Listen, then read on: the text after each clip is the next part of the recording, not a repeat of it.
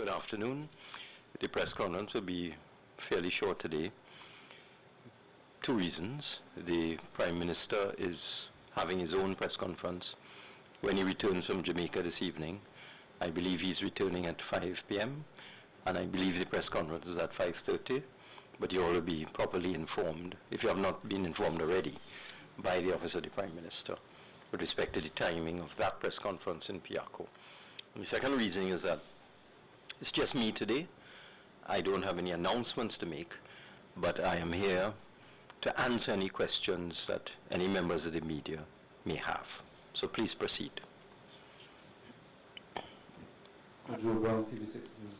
Minister, when the Attorney General said yesterday at an event that there is a figure of $12 billion in uncollected VAT, but then he said, don't hold him to that figure. That is something that you would be able to give the exact figure. Is it exactly $12 billion? Well, I was as surprised as you were when I saw him on television saying that. I was not aware that he was going to make that statement. I don't think that figure is correct. I'll have to check it. We do have VAT that we are pursuing, but in many cases, a lot of this is under dispute.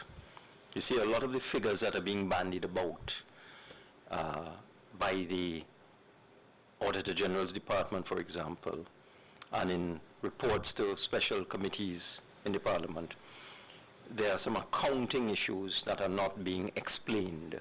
For example, if someone is deemed to owe back taxes, but they have passed away, that debt, so-called debt, is not taken off the books. So there are lots of debts that are not recoverable, that are continuously being counted and double counted over the period. That is how, at one point in time, I heard a fantastic figure. I think it was 40 billion or something like that in outstanding taxes. Those figures are not correct. The taxes fall into three categories: taxes that are collectible, taxes that are in dispute, which are either before the Tax Appeal Board or the court, or before the appeal process within the Board of Inland Revenue as well. And the third taxes are taxes that are not collectible.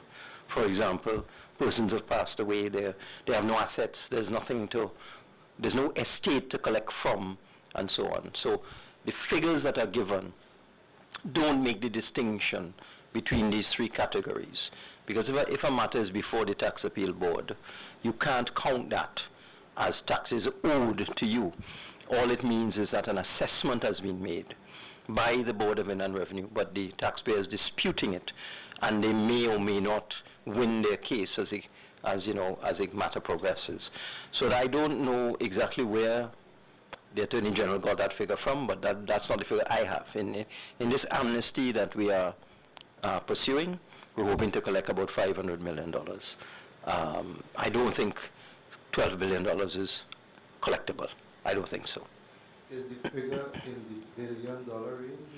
Well, what the Board of Inland Revenue told me is that it's, in their opinion, when you disaggregate everything, when you take out matters that are in dispute, which they feel they can win, matters that are not collectible because the persons no longer exist, the company went bankrupt, for example, because, again, the Board of Inland Revenue might assess a company as owing taxes.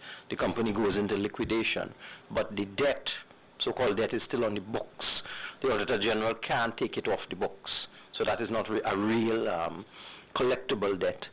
When they take out all of those things, they think there are about $2 billion outside there, and that we think in this amnesty we'll collect about 500 million, and the other 1.5 billion we'll go after in the normal process to collect. Okay? And that's all taxes. That's not just VAT. That's income tax, corporation tax, value-added tax, and so on. On another matter, the issue of the law required to avoid sanctions, let's say, by the U.S. Okay, there are two issues there. We have to do two things as a country. We have to sign an intergovernmental agreement with the United States, agreeing to share with them information on U.S. taxpayers or U.S. companies and persons who are doing business in Trinidad. The Attorney General gave me the all clear last week to sign the intergovernmental agreement. So I have asked my Treasury solicitor, who is the contact person, to contact her counterpart in the U.S. State Department to let them know that as Minister of Finance, I am ready to sign the intergovernmental agreement. It's been properly vetted. And what would happen after that is that the United States authorities will give us a date for the signing. I am told that there's a queue. There always is in matters really, dealing with the U.S. government. They also have an election year this year, so that things tend to slow down during an election year in the United States. So I've asked my Treasury solicitor to speak to the U.S. State Department, and I would also be communicating through the official channels to see if we can be, pushed up in the queue so that we get this matter out of the way before the 30th of September 2016, and I'm confident that we will get cooperation, because it's simply to sign an agreement that has already been drafted, that has already been in the system for several years in Trinidad and Tobago within the previous government. It's already there.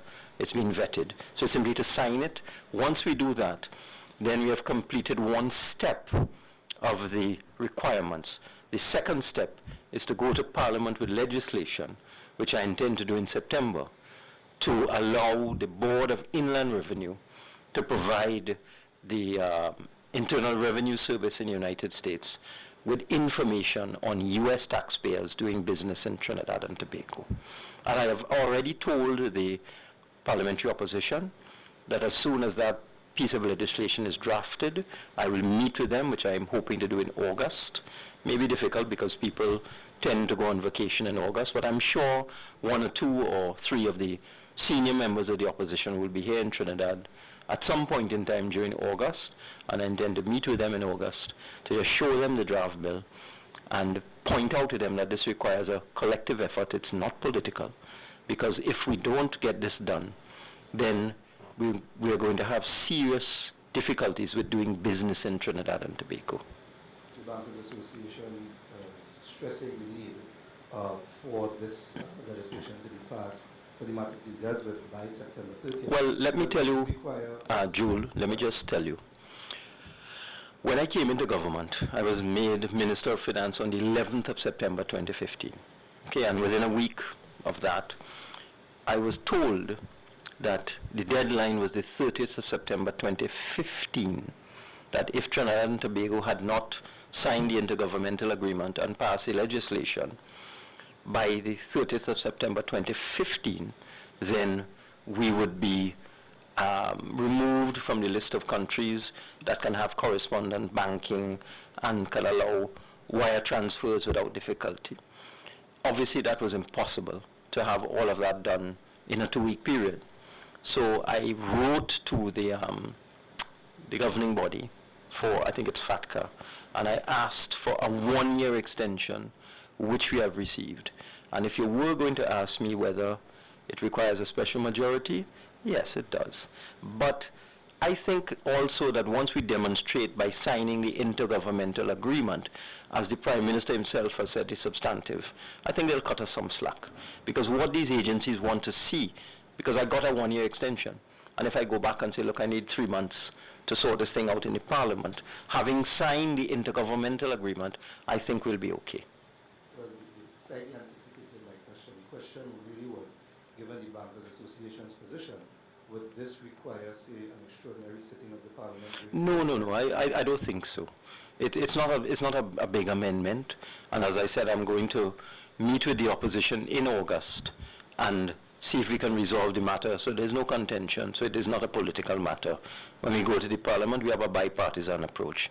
I don't anticipate any problems, because the opposition lives in Trinidad and Tobago like the rest of us, and they know what the implications are. If we don't get this done, what will happen is that when money is transferred from Trinidad and Tobago to the United States for a transaction, the U.S. would automatically deduct withholding tax of 30%. That's the problem. And of course you can't do that, because not every wire transfer is a repatriation of income. That's what it's all about, that the U.S. State Department would not be able to distinguish between, well, not the U.S. State Department, the IRS would not be able to distinguish between a transaction, a payment for something, or repatriation of dividends and profits and so on. So they just automatically treat everything as repatriation of profits and take out the withholding tax. Okay? Do you have any more details in relation to the CAF loan that is Mr. Bago. Mr. Bago, why is so? As you know, I was a bit surprised that the CAF published, apparently they sent out a statement saying that they've approved a loan now. That organization, that's the Andean Bank, Development Bank, is moving very, very rapidly, much faster than I thought they would for a multilateral institution. We approved at Cabinet just about 2 weeks ago the last payment that Trinidad and Tobago had to make to become a full member of the CAF. Just about $1.5 million US or 1.2 million US is all we had to pay to become a full member. And they told me that once we did that, and we also agreed to abide by all the rules and regulations of the CAF, that we would get access to a $300 million US policy loan to help restructure, for example, the financial system in Trinidad and Tobago, or to deal with institutional strengthening, or to deal with the public service. That's what a policy loan is. You know, government would have a policy with respect to improving the ease of doing business or something like that, or monitoring of the effectiveness of the health sector and so on. These are policy issues. And the policy loan is designed to provide the technical support to Trinidad and Tobago to achieve its policy objectives. So they told me if we paid the small amount of money, we would get access to this $300 million US loan immediately. And I in fact signed the final letter on Friday of last week. So I was a bit surprised to hear that there was a press release on Monday or Tuesday saying that the loan was approved. That is amazing speed, but it's simply for a policy loan, the details of which we will formalize over the next month or so. In relation to the tax amnesty, it also applies to petroleum tax. One part of petroleum tax, the petroleum profits tax. Can you say what proportion of the overall yield?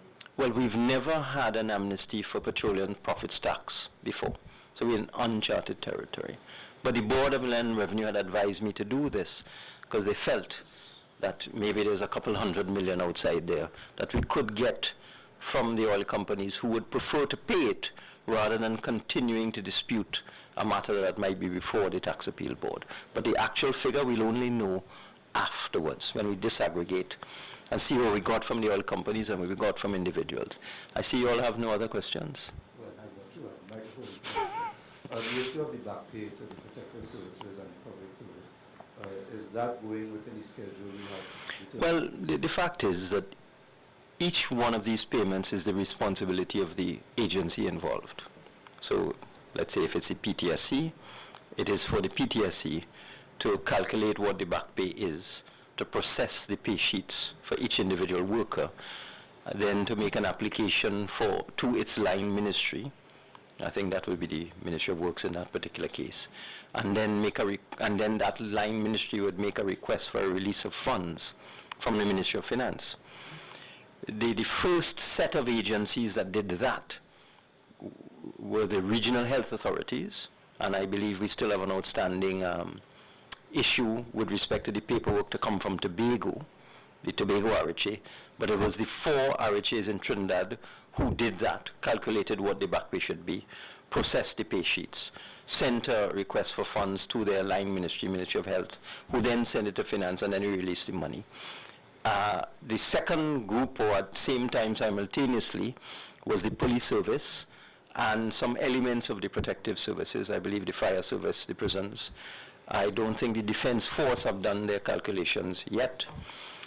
And each individual entity after that, whether it is the Airports Authority, whether it is SwimCall, whether it is I'm thinking of all the agencies who have asked for back pay.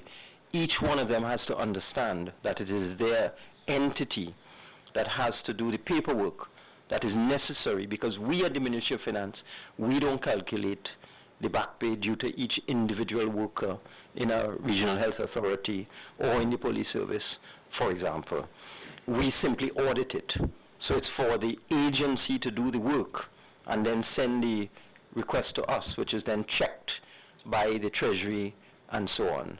And then we release the funds to pay. So I am hoping that there's going to be a better understanding of how this process works, because a lot of the workers don't understand that it is their agency that they work for that has to do the paperwork and then send it through the line ministry to the Ministry of Finance. Some people just assume that, you know, the money will be paid. It can't be, because each individual payment has to be audited, because mistakes may be made in the calculations. So let's say they calculated the back pay for a police sergeant at, I just threw out a number, $75,000. When it's audited, it may actually be $80,000 or $60,000, as the case may be, because there may have been calculation errors, and that's the process. So when the agency prepares the pay sheets, these then have to be audited. After they are audited, then the process can be completed. And I think what's happening, a lot of workers do not understand this, that their agency, the agency they work for, has to do the paperwork. But I'm encouraging all of the agencies. I have asked Public Utilities, for example. They've sent me the information with respect to MTS. I got that recently. So I'm encouraging everybody to send me information. I saw a report about workers at the blind welfare asking for back pay, apparently that might have been due since 2014, of which we were not aware. And I was proactive with that one. I didn't wait on, when I saw the complaint, which we in the Ministry of Finance were not aware of, I decided, because we're dealing with a particular group of people who are disadvantaged, that one, we would work with the entity to assist them to expedite and accelerate the paperwork coming to us. Okay? Recently at the Parliament, members of the health sector were protesting. But they got their back pay. But at the time they were complaining. No, well, I think that was a little bit of activism at the level of the trade union, because all of the workers preparing the pay sheets are members of the PSA. So they knew what was going on. They knew that the pay sheets were being processed. They knew the process in terms of requesting a release of funds. And even when the release is made, you then have to get something called a credit, because a release is simply approval to prepare checks, but you have to get a credit from the Treasury to allow you to actually give the check to the person, because you want to make sure there's enough money in the government's account to honor the check. So the workers in the RHAs all knew what the process was. And that's why, in fact, I'd sent out a press release to say, look, we got the documents from the Ministry of Health. We sent them the release. We sent them the credits. We've prepared the checks. Each RHA got a check, 100 million or 50 million, as the case may be. Those checks have to be deposited. The checks have to be cleared, and then the payments can be credited to the individual worker's account. So it was a process there of about 7 days, 3 to 7 days. After the 30th of June, they all knew this. They all knew what was happening. They knew the money had been released. But there's a little bit of activism to sort of, promote the concept of back pay. That's the only way I could describe it. I was just focusing on the claim made at the time by those persons that the government was favoring the protective services members. That wasn't true, because the protective services had in fact sent in their paperwork 2 weeks before. The RHAs only sent in the paperwork a day before the workers were protesting. And we moved very swiftly, within 48 hours, to send the money to the RHAs to pay the back pay. But they knew that. So that, as I said, a little bit of activism. Okay? Any word on the compensation for slain members of the protective services? That is, I would say, 99% complete. The Attorney General is just being very careful, because you have issues like who should get the money, You know, when a police officer or anybody of that, because it's protective services, it applies to dies in the line of duty, you have to follow the legal procedures with respect to the legal representatives of the person. You know, you may have a person may not be married, they may have children from several different unions and so on. So there are laws governing that, the distribution of money going to an estate. So the Attorney General is just being careful, because we don't want to get into a situation where this money is paid and then there's a huge argument and people go to court and they file an injunction. Somebody appears and say they should be the beneficiary of the money. So we are making sure that whatever we finally agree on, which I expect to be done within the next 7 days, because we got the final draft just this week, and I had the AG to just look at it again. I expect within a week or so that the process will be completed, and the rules and the guidelines for the disbursement of the $1 million will be finalized. It will go to the estate of the person, obviously, but it is how it is distributed after that. Okay? Was there any consideration of the gate issue today in Cabinet? Well, I wouldn't tell you what the Cabinet discussed, but you could ask me about GATE if you want. One of the major concerns, I mean, a lot of anxiety has been generated in relation to this issue, and one of the major recommendations of the task force is for cost sharing between students and the state. Yeah, I've read the task force report. Now, there are several recommendations in that report. From my memory, they said that they recommended that everybody should be asked to bear 1/3 of the economic cost. They recommended that postgraduate programs should not be funded. They recommended age limits in terms of persons who would receive GATE funding and also receive the top-up from the means tests, because they recommended a means test, and so on. Now, what I could tell you is that the Ministry of Education appointed a committee of experts, and ironically, in coming to their recommendations, they drew on a wide spectrum of views, because I noticed even in the report, they sought the opinion of persons who had criticized the GATE program over the period that it is in force. So they didn't just go to people who were comfortable with GATE, but they went to people, experts, who are uncomfortable with GATE. So they got a wide cross-section of recommendations, all aimed at trying to cut out over-expenditure, waste, mismanagement, and abuse within the GATE program. I think one of the other recommendations they made was that persons should only be allowed funding for one degree program and should not be allowed to move from program to program to program. Now, I want to stress, and you would have heard the Honourable Prime Minister say this in Jamaica, if you have seen what he said on television, and it's reported in one of the newspapers today, at least one, that these are simply recommendations. We are going to look at them very carefully. The objective of the reform is to cut out the abuse and the waste, but to ensure that no one is denied tertiary education simply because of their inability to pay for it. So that's where the compassion and the caring comes in. So that if it is determined that someone would not be able to study if they did not get financial assistance, then arrangements would be made to accommodate that type of person. But you must appreciate that there has been a lot of abuse over the years, because I had the honor and privilege when I was Minister of Tertiary Education, building on a report done by my predecessor in tertiary education, Minister Montano at the time. There was a board-based committee that had done a lot of work on free education at the tertiary level, had prepared a report, and then I was appointed to the Ministry of Tertiary Education in 2003, and one of the first tasks I had was to look at what had been done, update it, review it, modify it as appropriate, and then introduce GATE. So I had the privilege on behalf of the PNM government to introduce GATE. I also had the privilege to establish the Accreditation Council, and in fact I went to Parliament to pass the Accreditation Act.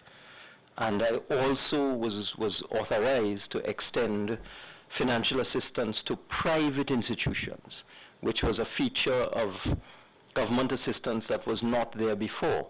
In the previous incarnations or previous attempts at financial assistance, this is not under the PNM, because I just want to digress and say when I went to UWI in 1975, it was free.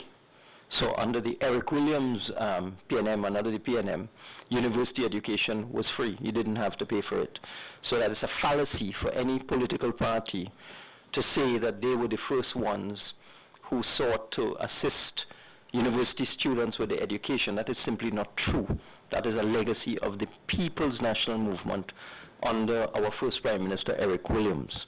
But be that as it may, we had to look at everything, and at the time we decided we want to increase the participation rate in higher education, because we felt that that's the only way we could truly develop Trinidad and Tobago, was to increase the number of persons who were accessing higher education. And that is how the GATE program was born. And then, as I said, we expanded it to private institutions, accredited private institutions. We started off initially with a 50% plus a means test, and then Mr. Manning in 2006 widened that to 100%. So that's the history of GATE. I think it was 2004 that I launched it, and then it evolved into 100% financing at the undergraduate level and 50% at the postgraduate, and it was expanded into the private sector at accredited institutions. Now that's 12 years ago. I understand our participation rate has grown from the level it was when I started it in 2004, which was around 11-12% of the persons who had finished secondary education going on to tertiary, to over 60%, or 65% by the year 2015. So successive administrations and ministers built on the original program and got our participation rate in higher education from 11% to over 60%, which was the target that we had set back in 2004, based on a worldwide study of what the participation rate for higher education should be in order to achieve developed country status and to build our country. We had set a target of about 60%. So that was achieved, I understand, 2010, 2011. They got close up to that, and then they reached about 65% by 2015. So we've reached the target. But along the way, a lot of things happened. Ministers changed. I was moved to Works in 2005, and then the government changed in 2010, and then you had several different ministers in charge of higher education over the period. And a lot of things happened, and one of the things that happened, which I'm surprised, is that non-accredited institutions were authorized to receive GATE funding. Now, that certainly was not how we started out, because we felt that it should only be available to accredited institutions, and that is one of the recommendations in the GATE report that I think is worthy of consideration, that why would you want to fund non-accredited institutions or non-accredited programs? So a lot has happened over the years. People have been allowed to do 1 degree, 2 degree, 3 degree, 4 degree, allowed to move from degree to degree without finishing. You know, you start, you finish a year, you don't complete, you move to another program and so on. All of this has happened with the evolution of the program from 2004, 2006, I would say, all up to 2015. So it has gone way beyond its original purpose. So that one of the good things, I said ironically, of the report is that it has a wide variety of views, both people for government assistance and people against government assistance.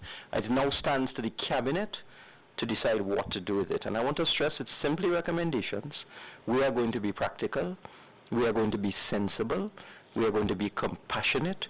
And I want to stress that it is the People's National Movement that introduced GATE in the first place in order to allow persons to have access to higher education. So we're not going to do anything whimsical. We're not going to do anything irrational. We're not going to do anything that is going to hurt anybody. What we're simply trying to do is to bring the program back to its original moorings, make it fit for purpose, while ensuring that nobody is disadvantaged as a result of the final decisions that we will make as a cabinet. Is there any word on the timeline of implementation for any possible decision? Well, I think the hope was that it could be implemented in the academic year. That's almost upon us, you know. We still hope that the government can make a decision within the next couple of weeks, and then perhaps something may be implemented for this academic year, but I wouldn't want to say anything at this point in time on that. I think we have to allow the process to work. A committee has done its work, and as I said, it's a committee of experts, both people for it and people against the concept of free university education. And it's a very thorough examination of all the issues. We as a cabinet now, as a government, have to look at it and see whether it is consistent with our manifesto promise, which is that no one will be denied higher education simply because of their inability to pay. And then we have to look at the cost. It's up to $700 million now. We have to look at the focus. It has to be focused on the country's needs, because what has happened, as the thing evolved and it expanded, people began to do programs that really were personal to them and not really in line with the country's developmental needs. So we have to look at that as well. So this is the beginning. This is not the end. You know, the report has come in, and we need to look at it. What proportion of that 700 million related to non-accredited institutions? I can't tell you. I don't have those figures. I'm just saying that is a statement that was made and a recommendation made that we should not fund non-accredited institutions. Do we have any indication or any estimates of how much might be saved or how much wastage might be cut? I don't know, but I can tell you that we country cannot afford to spend $700 million with oil at 45 in the foreseeable future. We have to reduce that figure. I would ask you to hold your fire until the budget presentation, which is coming up within the next couple of months, at which time I can assure you, with the approval of the cabinet, and I'm not going to do this on my own, this is nothing personal, I'm not speaking on my own behalf here, with the approval of the cabinet, an appropriate statement will be made on the level of expenditure the country can afford with respect to the GATE program. I wouldn't want to talk out of turn now. And I have to regrettably wrap up within the next 5 to 10 minutes, so could you all kind of finalize now? What was the quantum of back pay to the Blind Welfare Association? I don't have exact figures, but when I saw the protest, and I asked my officers to find out what is going on there. Apparently this agreement was signed a long time ago, many, many years ago, but for some reason, no appropriation or allocation was made for this back pay. Just one of these things. We in this government, we had no idea that this was a burning issue. It is only when the blind workers protested, I caused my officers to investigate the matter and discovered that these workers were owed this back pay, not in this recent period, but 2 to 3 years now. I think it's about $1 million. I'm not 100% sure, but certainly for a group like that, they'll get accelerated payment and might even consider waiving the 50% limitation for that particular group, because we really need to help people like that. Okay? As you mentioned, the budget minister, the issue of the fuel subsidy, what can the nation expect in terms of the subsidy going into fiscal 2017? Stay tuned. Julie, I'm not going to tell you what's in the budget. What is that? You'll find out in 2 months. Okay, it's not long. It's not long from now.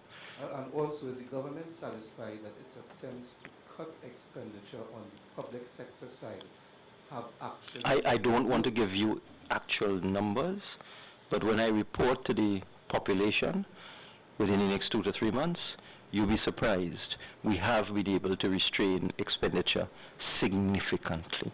A lot of the things you read about in the papers are not accurate. People just speculate that we haven't been able to cut expenditure. We have. And I think we've got it to a point where we could almost achieve a steady state going forward with a little top-up. Okay, we have been able to cut back on expenditure significantly, but I don't want to give you the number today. Just two quick things.